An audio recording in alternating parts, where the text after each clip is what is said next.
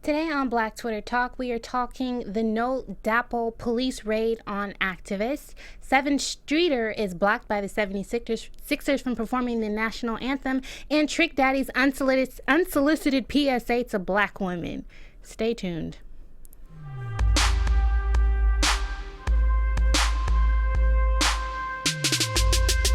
Don't touch my hair. It's the feelings I wear. Oh, hey there. Thanks for tuning in to Black Twitter Talk. I am your host, Angie Skates. You can find me on Twitter at Angie_Skates. Hi, everybody. I'm Kelly Skates. You can find me on Twitter and Instagram at The Urban Gypsy LA. Today on Black Twitter Talk, we got a lot in store for you. That's Solange. We are still musing off of that album. She's gonna be on Saturday Night Live. Yes. On November 5th, right? She's supposed to be performing 2 songs, so make sure you check that out. I don't know which 2 songs. It doesn't matter which 2. Because the whole album is great from top to bottom. The album made it to the Billboard charts. Hey, it's number 1. Is it still number 1? I'm not sure if it's still number 1, but it definitely hit. It should still be number 1. Her and B were on there at the same time too. So. Sisters, that's that sister swag. Hey. So let's get right into the topics today. I don't know if you guys have been following the Dakota Access Pipeline story, but Black Twitter has. And they recently just did a militarized police raid on unarmed Native Americans protecting their sovereign land against the DAPL, which is hashtag NoDAPL, because we're not into it, but it's the North Dakota Access Pipeline. So what's happening there is there are a bunch of private companies, the oil companies, that have partnered with a lot of banks. It's 38 of them to be exact, and they're drilling for oil in essence. And there is a part in North Dakota that is on the sovereign land. It's on the reservation of the Standing Rock Sioux, and they have been actively protesting that for the last couple of months. And the police, private securities, have been harassing them and have been displaying violent acts against them. But the police just moved in on them recently. They had 144 arrests, right? And I think it's what's interesting. What's the story here is that in recent times, we just had the Oregon militia who did a standoff with police for multiple weeks. I think it lasted a little bit over a month. And they just were found not guilty for the things that they were protesting against. And then you have the juxtaposition of the different protests that we've been seeing in the news against police brutality with Black Lives Matters movement and how that whole situation is handled. And it's a lot different than the way the Oregon militia has been handled, right? Right. I mean, the main image that I've been seeing around this issue is the one with Willow Smith, and she's out there on the lines with them supporting with her picket sign. And it's just interesting to me because majority of these protests, it's not like they're asking for something that is out of line or, it's just basic human rights. Like, please don't drill where our water is on our sacred land. On our sacred land where we've agreed that this is my land and I would like to be able to still have clean water. So it's been sovereign land since 1851, to be exact. And that is something that has often been ignored for private profit concerns, obviously. And there have been a lot of different Native American people and allies that have been forming a physical barrier so that they can't move in on that land. And recently the riot police have moved in and have made 144 arrests. There has been news on Twitter that they have been keeping the people that have been arrested in dog kennels. Yes, I saw that. They're putting them in dog kennels and identifying them by numbers. And people on Twitter are basically saying that it's pretty much like concentration camps at this point. Like, you're treating them like animals. On their land. On their land. On their sacred land. Like, it's not like they're saying... I can't. It's hard. And this comes on a day that the Oregon militia, we know the Bundy, are they brothers? I don't even know. Who cares? Maybe you care. I don't know. But the Oregon militia that occupied government property in Oregon that lasted for over a month, they were just acquitted on the same day that the police moved in on the Native American and their allies and that are activists against the Dakota Access Pipeline.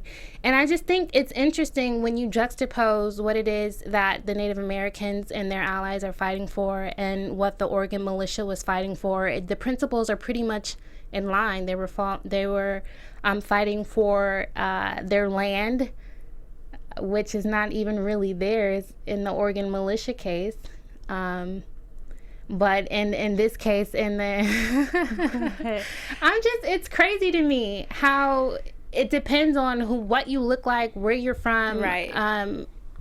How your issues, how they play out in the media and how they're taken into consideration based on what your appearance is. Yeah, I agree. I feel like more and more we realize the fine print of what democracy means, because democracy is supposedly a government that is governed by the people, but we see more and more that when the people disagree with what is going on, depending on how they look and how much money that they have, and depending on how much money it could possibly make these big businesses or the government, it doesn't matter. It's null and void. So we're just at a loss for words, honestly. Yeah, and it's like it's just a consistent feeling these days of helplessness, and hopelessness almost, because it's like, what do we do? And it's interesting because the majority of these protests, like this one, and the police brutality, all these protests, they're always non-violent. Like, these are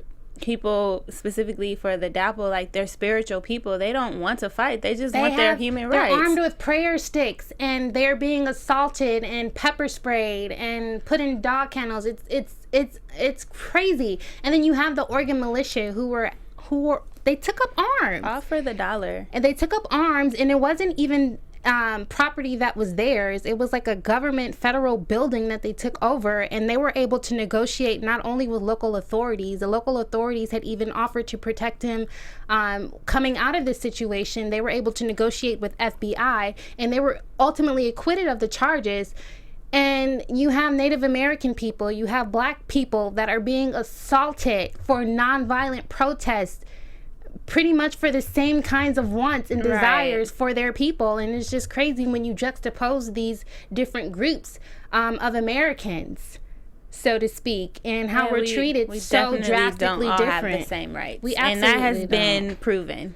And if you can't see that, I don't know what you're looking at. But there are 38 banks that are involved with the Dakota Access Pipeline. 17 of them have been called out. There are several articles that are floating around Twitter, Black Twitter to be exact.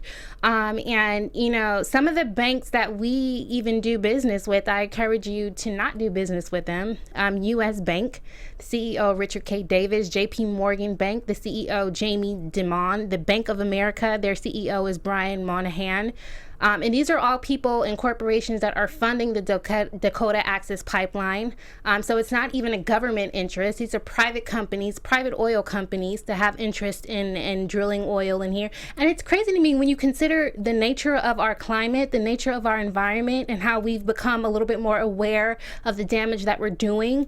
And still they've already had an oil spill in this region. They don't care. It's all about the dollar. And I just feel like I'm just nervous to see, because I believe in karma and I believe in nature doing what it needs to do to rectify itself. So it's like when we continue to push nature to do certain things that it's not intended to do, or we continue to treat a spiritual people a certain way, like, I believe in everything coming back around 100% at some point in time. Speaking of karma, of nature, did you see that there were over 1,000 buffalo that appeared on the hill when the Native Americans and their allies were praying? They just appeared out of nowhere. And it's real, you guys. It is real, and it's crazy to me. But we encourage you to reach out to these different CEOs at these banks who are funding the private securities and giving funding to the local officers that are brutalizing these people, to reach out. We have to stand in solidarity. They are protecting the water. We all need And we water. just saw what happened when the water went bad. And Flint, water. There's still a crisis in Flint, Michigan. Like, they still can't drink the water. I can't. You know, let's just move on. It's getting me hot. It's hot in here. This is gonna make me hot too, though. But let's talk about Sevyn Streeter singing the national anthem at the 76ers game. Yes. Okay, so she was slated to sing the national anthem at the opening of the 76ers game against the Oakland Thunder, whatever that is. OKC. And at the last minute, someone from the organization said that she couldn't go on and sing because she had a We Matter jersey on. Yes, I thought that was BS because, first off, she's singing the national anthem, and we already seen everything that happened with Kaepernick, and I feel like, to me, she still was being outspoken about what she believes in without tying herself to a specific organization such as Black Lives Matter. She didn't say Black Lives Matter. It said We Matter. And I feel like that was a really cool way to not jump into the All Lives Matter versus Black Lives Matter debate and say, like, we matter, so take that as you please. And I'm going to sing this national anthem with my beautiful voice at the 76ers game. Like, what is wrong with that? But the 76ers team has said that they encourage meaningful action versus symbolic gestures. Yes, they were basically saying, like, they're not having the whole kneeling down during the national anthem. Like, their players have to stand up. And then they did give a response after saying that they met with the team and stuff. Yeah, so apparently the players and other people from the organization had disagreed with whoever made this executive decision saying that she couldn't perform, and they've asked her to come back, but she hasn't responded yet, which I don't blame her. I don't think that she should. I'm proud of her because I feel like when you're a new artist like that, you risk not being able to perform at certain venues, or, you know, maybe losing certain audience or fans because you're standing for something. And I just think, like, at the end of the day, she's not a player in the organization. She's an artist. So as far as an artist goes, she's supposed to reflect the times and talk about what's going on and have freedom of speech. So why can't she wear her shirt? I was moved by her video that she put up on Twitter. You can tell she was really emotional about it. She was brought to tears, and it brought me to tears. It's just like, if she's a young Black artist with an incredible voice, she has a long career ahead of her. If she can't wear something that says that she matters, because we do matter, then, like, because it's too political, like forget you. I think they should take notes from the Milwaukee Bucks, though, because they had this guy perform, and on his guitar he actually had Black Lives Matter posted on his guitar, and he was able to perform the national anthem. I forget what his name is, Chris Porterfield. But so there are organizations within the NBA that are allowing artists to be who they are, and I'm just curious in what way do they feel threatened by someone wearing a We Matter or a Black Lives Matter shirt? I don't understand the threat behind self-love. I mean, we could take it to the interlude on Solange's album when her mom is Tina Knowles is talking about it. It's like, why does that bother you that I'm expressing love for myself and for my people and my community? Come on now, like, you do it every day. So let's talk about Twitter, y'all. We love Twitter, especially Black Twitter. So Twitter lays off 10% of its workforce and shuts down its $30 million acquisition, Vine. # rest in peace, Vine. I don't even have Vine. I ain't gonna front. I never had Vine. I never got into Vine. I'm not that funny to where I can make 6 seconds work for me. Apparently a lot of people are not that funny, but some people are. No, some people are really funny. Like, I enjoyed Vine, but it started to it was getting really big, and then I feel like it was on the verge of getting huge, but then that's when Instagram introduced their 15 seconds on Okay, so their let me give platform. you the tea behind that, really. So Twitter acquired Vine in 2012, and it launched in 2013. And this was the same. Okay, so and then they canceled Vine on the same day that they had announced that they were laying off 300 plus employees. And I think what happened was there were top content creators on Vine, right? Andrew Bachelor. What is the other guy's name? I don't know because I don't have Vine. I don't have Vine either. But there were a lot of top content creators, D Storm and others, and they had special initiatives that they were requesting from Vine in order to keep the platform moving forward. And Vine refused to acquiesce. So then they started to rally their views towards other platforms like YouTube and Instagram. And then Vine really started to see stagnant. They didn't see any growth. So what kind of things were they requesting? Do you know? Clickable links, things like that.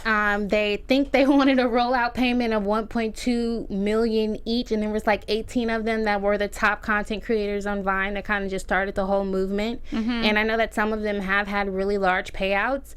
And they kind of just refused to acquiesce, and they could just see the movement stall because they started to drive the viewers to other platforms, and they weren't really able to recover from that. I mean, I don't think if Vine would have paid them $1.8 million each, whatever. It's only 18 of them. I don't think that would have helped. I feel like Instagram is king. So every time that they introduce some new changes in there, it's like they're always going to kind of like start to shift towards Instagram. I think what Twitter is honestly known for is not the short form content, it's the news. And I think that they are in the midst of rebranding themselves because they're up for sale. They've been courting bidders like Google and Apple and Salesforce, and these are all people that have declined to buy into Twitter. So it seems as though Twitter might be in a little bit of trouble financially, and honestly, we're rooting for Twitter. I'm rooting for Twitter because that is the only platform that I actually engage on a daily basis. I would be lost without Twitter, honestly. Right. I mean, I'm rooting for Twitter too because of the news factor. I feel like I get a lot of information on there that I wouldn't get otherwise, and I get it because for me, like Facebook, for example, that's like my family and friends. So I do get some information from there too, but Twitter is not necessarily my personal friends and family. So I get it from I get news from people who I've built different type of relationships and trust with, who like, oh, I trust that this person, if they posted this link, that this is a viable link that will have good information for me. And I feel like the thing that will basically change the whole route of Twitter is if Instagram gets clickable links. I feel like if Instagram, because I feel like if they don't, they would be dumb. Once Instagram has clickable links to their pictures and stuff, I feel like Twitter will be like done. I think the thing that's holding Twitter back is the fact that they will not address the abuse that happens on there. It's rampant with sexist people, racist people that are constantly attacking and bullying other people that use the platform. And until they set up some sort of regulations against these so-called people that are bullying and targeting and, you know, their users, then I feel like Instagram, you have bullies on there too, don't you? I don't know. I don't hear a lot of complaints about the way that they handle them, though. I feel like Twitter refuses to acquiesce or refuses to address the fact that they are rampant with those little eggshells that are bullying people. I've been bullied on Twitter. Like, I constantly get bullied on Twitter. I've been bullied on Twitter and Instagram, and I don't feel that either one of them moves quickly enough, in my opinion. But I guess maybe because Twitter is more focused on words, so when you verbally through words attack somebody, then I can understand why that has more of an impact on that platform. But I feel like people, more so celebrities if anything, they constantly get abusive, bullying type comments on their photos and stuff. I think they kind of sign up for that gig. I think that Twitter, like I said, it's in the way of rebranding and reshaping itself, and what it's known for is not only reporting news but also creating news. And if they just keep along the lines of that, they should be okay. I think one of the things that discourages people like Disney and Google from buying into Twitter is the fact that the platform is largely used by Black people. That's what I was about to say too. I feel like let's keep it 100 up in here with Black Twitter talk. We talking about you, Twitter. I feel like a lot of people have used Twitter as a way to mobilize and communicate. So if you fund Twitter, you low-key are funding the revolution. Yeah, so that could possibly be another reason why it's like, I'm not really interested. Because ain't nobody wants And most of these companies that you name, they're trying to create their own social media or streaming platform anyway. So it's like, why would I invest in that when I can just continue to invest in a whole new... Well, that's where they're asking Twitter, are you a tech company? Are you a news company? Are you a media? All Like, three, what are boo-boo. you? I gotta pick one. Why? I don't know, but Twitter, we're rooting for you. So get your ish together, okay? And stop firing people. Okay? Hire more people, black people. Anyway. Okay, so let's talk about Trick Daddy's unsolicited PSA to black women. Okay? Okay. So I don't know if you guys seen it. He posted a video on Instagram where he says that us black hoes better tighten up because these Spanish women and these white women, they coming for us. And if they learn how to fry up chicken, we'll be useless. Boy, bye.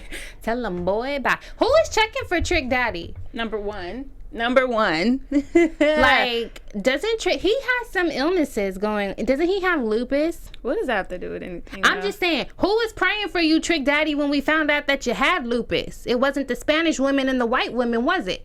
I don't know who was praying for him, but I just want to know who asked you. Like, did nobody ask you nothing? And so his response when people started going in on him and talking about his disease and everything was that, oh, I wasn't talking to the regular black women, the real women. I was talking to the hoes and the bees. Well, first off, I don't feel that in this instance you can separate us. We're all black women, and you just talked about how frying chicken, if they learn how to fry chicken, we're useless. And again, I just want to know who asked you. First of all, Spanish women, white women, black women, we are not a commodity. Number one. Number two, you are highlighting Spanish women, white women, other women for traits that black women have long had. So in that sense, black women would be the standard in this case, right? Trick Daddy? Pretty much. That's why it's just annoying. Like, oh, because now they can get surgery that makes them look more ethnic or black, then that means that we're no longer of use to you. Use for what? Like, I don't need you. How about that? How about that, Trick Daddy? Okay. For all of the Spanish and the white women that want Trick Daddy, raise your hand. Quiet. It's real quiet. Crickets. Don't nobody want you, Trick. White, Asian, black, none of that. Like, get on. And then my thought is, who asked you to get on there to give advice to hoes anyway? Like, what happened to you? Did somebody hurt your feelings? Tell them why you mad, son. And then, you like, mad? J. Cole said something about, I forget exactly what he said, and somebody was like, I bet you wouldn't say that to Trick Daddy's face. But it's like, who cares about Trick Daddy? His name is Trick Daddy. Why are black women taking advice from a man who calls himself Trick Daddy? I think no. Like, ain't nobody checking for Trick. Ain't nobody ask you nothing, Trick Daddy. And like I said, we're not a commodity. And for you to pit us against each other as women, those of them that feel superior to us, to hell with you any damn way. Trick Daddy, bye. Tell them, boy, bye. Hey. Ain't nobody checking for you, Trick. Let's talk about Drake and Cudi. Okay, so apparently Cudi went on a rant on Twitter against Kanye and Drake a few months back. And what did he say on Twitter? He basically was saying that, you know, Drake doesn't write any of his music. He's in the top 5 and he be having 30 people write songs for them. He says his tweet applies to who they apply. Yay, Drake, whoever. These guys don't give a F about me and they ain't effing with me. Right. And then, you know, of course, Kid Cudi had a very public display of him going into rehab for his depression, which we all were very sympathetic and compassionate about. And then Drake releases a song, what is it, Two Birds, One Stone. And he has a line where he talks about Kid Cudi. He says, you were the man on the moon, now you just go through your phases. Life of the angry and famous, rap like I know I'm the greatest. I think what's most alarming is the timing. Because had Kitty not checked into rehab, that's what I said. That Kitty, that's my mama. Oops, I said Kid. His name Kid Cudi. I'm putting it all together in one word. It's a new nickname. Anyway, so Kid Cudi. I think it's the timing. Like, when did Drake record this song? Is he talking about his depression specifically? I don't know. What do you think? I mean, the timing does make it look that way, and it does make Drake look weak, because this is the whole reason why people who have depression are not open about it, because it's as if he's saying Kid Cudi is weak because he has depression, and that's not the case. The whole point is that majority of people who do suffer with depression are actually very strong and very I cannot find the word, but they usually mask their weakness and are really strong and pretend like everything is good. So it's kind of like, come on, Drake, like if you're gonna jab at him, that was not necessarily the thing to jab at, but it is. When you put the information out there, you leave space for that. So then Cudi had a response on Twitter where he says Drake is a pussy and say it to my face. So now it's like a OG 99 2000 kind of rap beef going on, and we kind of itching for Cudi to get out of rehab. Are we itching for Cudi to get out of rehab to respond to Drake? Cudi, take your time and get well, and that's how you respond to that, man. You take care of yourself and you don't worry about what he has to say about you. So Drake said something before this song was released at a concert. He said, boy, you getting to high, you need to Cudi. That's kind of corny, huh? Yeah. I didn't say it. Drake said it. I'm just repeating it. Corny. Whatever. I'm just repeating what Drake said, and that's how it was taken. Like, Drake, shut up. So when he put it in the song, and after Cudi checked into rehab, now it's this whole thing, and it's just like everybody is saying that Cudi fired off first. So, you know, like Drake has a right to respond, and then you have the other half of Twitter that's divided saying that, you know, I don't know. I think it just depends on what you stand for. Like, if you have yourself or know people who suffer with mental illnesses, then you definitely are not going to be like, oh, yeah, get on him about that depression, bruh. Like, no, you're not going to feel that way. But at the same time, it is music and it is the entertainment industry and media. So we already know when you put that information out there about yourself, people will 9 times out of 10 use it against you. I just hope Kanye makes Drake and Cudi have like a hug fest after he gets out of rehab. I think all these Negroes be hugging each other when we not looking. You think it's a game? I think majority of it is a game, or it's just like short-lived. A lot of people are saying this is to distract us from the new email leak from Hillary Clinton. I'm sick of emails. I'm sick of Hillary Clinton's emails leaking. I wasn't even that interested in it for it to distract me from that. Oh, you know what I forgot to put in the whole rundown? Amy Schumer. That's why I keep looking at you like, we talking about Drake? What happened with Amy? Let's talk about Amy Schumer. Who? Amy who? So y'all know Amy Schumer. She's supposed to be like a comedian or something. She's not that funny to me though. Like, I've seen her work. Anyway. I like her in movies. I've seen Trainwreck. It wasn't that funny. I like Trainwreck. I liked her in it. Oh, okay. But I've heard a lot of people not feel that way. But anyway, so she has like a long history of saying racist things, hypersexualizing men, saying black men specifically, saying that they are more aggressive than other people. She just says a lot of effed up stuff about black people, and she did a Formation parody. Mm-hmm. So y'all know that Beyonce's Formation was an anthem to black women. It was something that was empowering to black women specifically. She is turned up I am now. turned all the way up because I'm a black woman and Formation spoke to me. Like, I was done with B, but then she pulled me back in with Formation. Now I'm in Formation, and then I see this parody with Amy Schumer, Goldie Hawn, Joan Cusack, and Wanda Sykes. We saw you in this parody. We coming for you, Wanda. What the hell is wrong with you? Anyway, so Amy does this whole parody, and then she says it's not a parody. It's a tribute to Beyonce.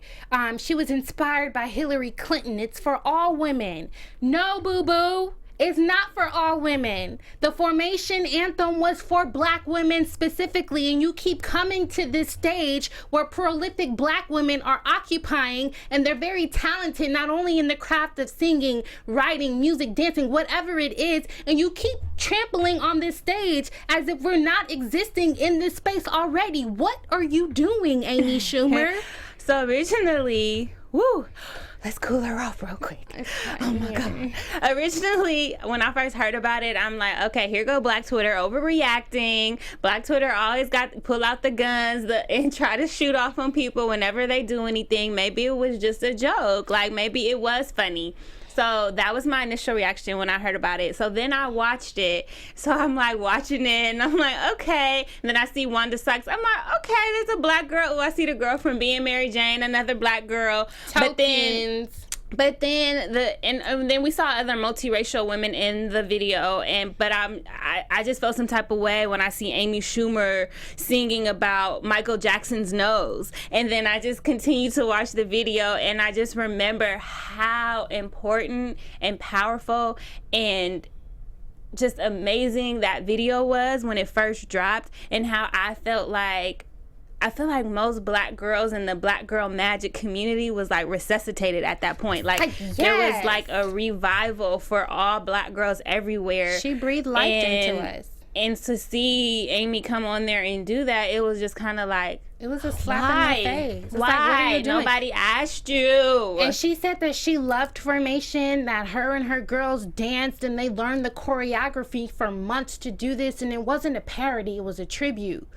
But where was it a tribute? Like, you're dancing around in the jungle in a dirty dress, gyrating off beat. Like, where was the tribute? She says that basically the people in the video are the people who were in the movie at the time that she was working on. So it was the other people in the movie and some of the crew members. So to me, it was one of those things where, like, okay, if you're gonna do this, then this is something that you should show at the wrap party for the movie or something. Like, this is something that was for your community. I don't feel like I needed to see it. I feel like that was for us, by us. Like Solange say, you got the whole world. Don't be mad if you can't sing along. This is for us. This was for us. Like, and we needed it. Like, it's one of those things that if you are not a black girl, you will not get it. Like, I can't explain to you how important that piece was for us. So I get everybody who felt some type of way about it. The other thing that I'm wondering, does Beyonce know what she did for us when she released that? Apparently she does, because Amy released a thing on Instagram where she said that it was exclusively released on Tidal. But that's why I don't think Beyonce knows what she did for us, because if she did, she would not have given it no exclusive release for it. Like, why Tidal. Is it exclusive? Who? Okay, so we know that Beyonce and Jay-Z are partial owners of Tidal. They don't run the show over there. Clearly. They're partial owners. We saw the makeup in the room. Feminista Jones had a very interesting Twitter thread on this whole Amy Schumer thing, and if you haven't read it, check it out, because I really thought it was insightful. But she posted a picture of all of the Tidal employees, and they're all white guys. I thought that was pretty telling. So for Amy to say she knows that she's that bitch because when you cause all that conversation quoting from Beyonce, like, girl, bye. But that's kind of how I felt too. Like, why are we even watching it? When we saw her name in Beyonce Formation, we should just stop clicking on it and stop discussing people who are irrelevant. Like, why do we give them all of that energy? Like, forget them. We had what we needed from it. Leave her to the corner somewhere.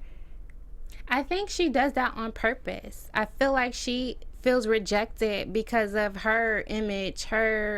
She doesn't fit into the mainstream of white media, I think, because of her body image. So I feel like she's more comfortable on that black woman center stage. And that's what Feminista Jones is kind of speaking to, like, thinking like, oh, we're on the same page because she's a quote-unquote fat woman. She's not even fat to me, she's but for Hollywood all. Standards, she is. Yeah. And so because she's fat, then she gets along with black women. But all black women ain't fat. We just curvy. That don't mean we fat, boo-boo. We over here looking fine. And like I said, we occupying the stage, Amy, so get your ass off and go do something else somewhere else, right, honey. and I think we're mad or people are upset because y'all take a lot of stuff from us, okay? Like, and then do it wrong. Y'all do it all wrong. Y'all constantly do it boxer braids. I don't even know what you guys call Bantu knots. It's something stupid. Mini buns. Our body aesthetics, our lips, everything that you guys do, you take a lot from us, and then we just get stuck with the stereotypes of being an angry black woman. We can't keep a black man. We can't do nothing. So that's why things like this is like, that was low-key sacred. I don't know. It was if real they sacred. understand how important that she was. She doesn't care. Like, we've offered her criticism, we've offered her opportunities to backtrack and correct and to kind of just see where we're coming from, and she's just like, nope, don't care. This is what I'm doing. I was gonna say, if you don't live it, you won't know it. You won't ever understand what it feels like to be a black woman. But I think it's interesting because I know women in my life on a daily basis that are Amy Schumer fans, and they'll come up to me and like be super fans of hip hop culture and really think that they they have an authoritative voice on Black culture just because they like it. And it's just like, honey, I think she should stay in like the romantic comedy realm. Like there, I'm okay with her. But when she comes into my space and try to recreate things that are like about us, I'm just like, you tried it. You tried it, but don't do it again. She said she ain't going nowhere. We had on Twitter, the hashtag was Amy Schumer got a go party, and her response was she ain't going nowhere. And on one hand, it's like, don't do you, but I think we have to stop giving these people who are irrelevant to our lives so much energy. Like we give them so much. Like, would people have even known about it had we not given it a hashtag and going at her? Like, let's just stop. Somebody said, what is the news here? Water is wet. Exactly. With that said, Amy Schumer, I'm done talking about you, boo-boo. Thanks for tuning into Black Twitter Talk this week, y'all. Yes. It's so good to be back. I'm your host, Angie Skates. You can find me on Twitter at Angie_Skates and on the gram at Big_Ange. And I'm your host, Kelly Skates. You can find me at Twitter and Instagram at The Urban Gypsy LA. See y'all next week. Bye, you guys. Bye. From executives Keven Undergaro, Dario Kristen, Tiana Hobson, and the entire BHL staff, we would like to thank you for supporting Black Hollywood Live, the first online broadcast network dedicated to African American entertainment. For questions and comments, contact us. info@blackhollywoodlive.com. Like us on Facebook, tweet us, or Instagram us at BHL Online. And I am the official voice of Black Hollywood Live, Scipio. Instagram me at KingXOBay. Thanks for tuning in. Hollywood redefined. The views expressed here are those of the host only and do not necessarily reflect the views of BHL or its owners or principals.